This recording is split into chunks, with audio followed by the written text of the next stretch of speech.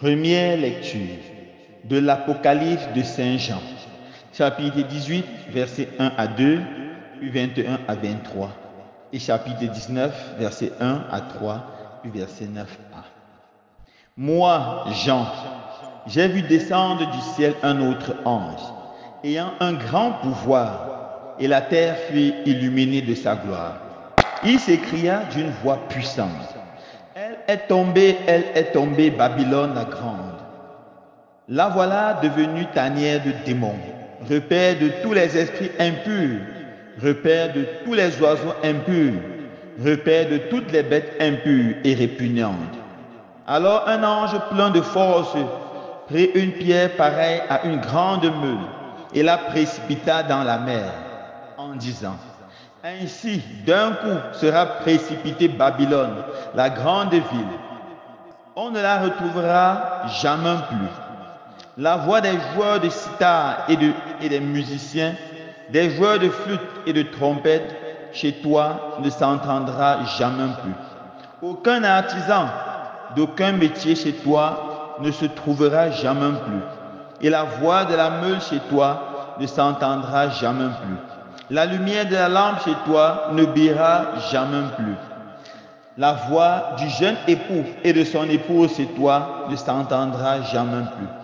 Pourtant, tes marchands étaient des maniaques de la terre, et tes sortilèges égaraient toutes les nations.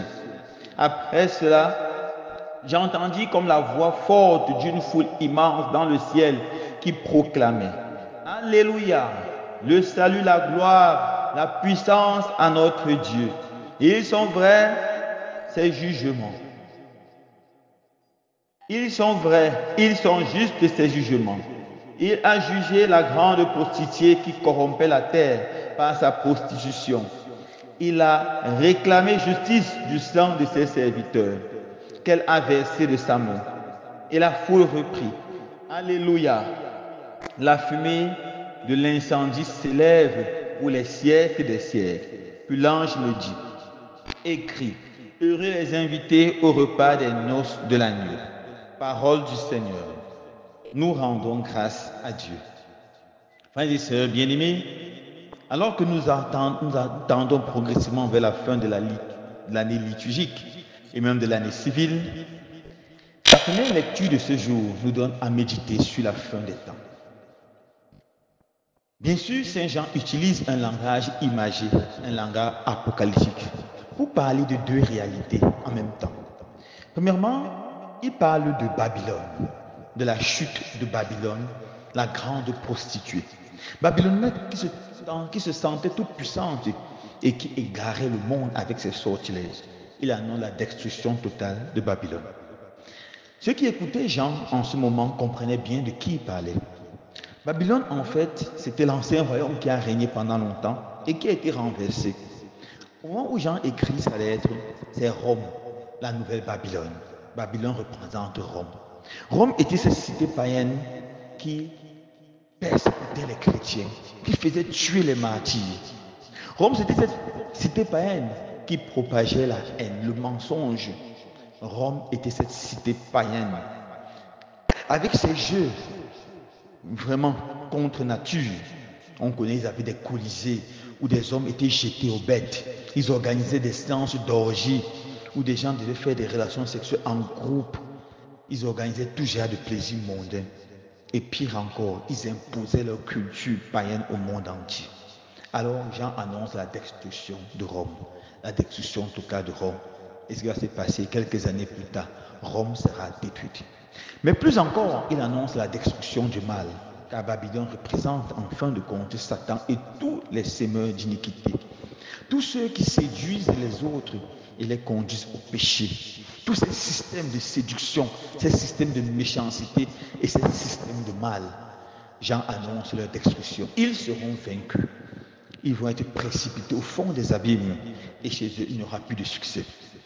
Oui, mes frères et sœurs bien-aimés, tous ces grands lobbies qui enseignent la mort seront détruits, même s'ils semblent être forts. Les lobbies LGBT qui font beaucoup parler d'eux, qui font beaucoup de bruit, seront détruits, car c'est quelque chose d'abominable aux yeux de Dieu. Tous ces sectes aux étés roses, croix, franc-maçonnerie qui annoncent la mort de Dieu seront détruits à la fin des temps. Tous ces forces du mal qui corrompent les autres, qui invitent des personnes à faire des pratiques contre nature, à tuer leur prochain pour avoir de l'argent, à faire le mal, seront détruits. Voilà la bonne nouvelle d'aujourd'hui. Le mal sera détruit. Tous ceux qui se sont enrichis par le mal seront détruits. C'est ça la bonne nouvelle. La deuxième chose, il écoute une voix puissante qui venait du ciel. C'était une louange, des hommes et des femmes qui criaient Alléluia, le salut, la gloire, la puissance à notre Dieu. Oui, mon frère, ma soeur, le Seigneur vaincra toutes ces forces du mal et à lui seul sera le salut, la gloire. Et nous qui le servons, nous allons passer toute l'éternité à chanter cela. Ils sont vrais, ils sont justes de ces jugements. Oui, le Seigneur jugera tous les semeurs d'iniquité et élèvera les justes. Il donnera à ses serviteurs de le contempler face à face, de le louer éternellement. Mon frère, ma soeur, peu importe la situation que tu traverses, peu importe la crise et la souffrance qui t'écrase, qui t'accable, sache que le Seigneur t'aime. Sache que le Seigneur a le pouvoir de te sauver. Et sache qu'après ta tribulation viendra la gloire. Cette gloire commencera sur cette terre et s'achèvera au paradis. Ou mieux encore, continuera éternellement au paradis. Peu importe la situation difficile que tu traverses, accroche-toi sur Jésus. Fuis le mal avec horreur. Recherche le bien. Accroche-toi sur Jésus et tu pourras unir ta voix à celle des anges pour crier partout que Jésus-Christ seul est Seigneur. Loué soit Jésus-Christ.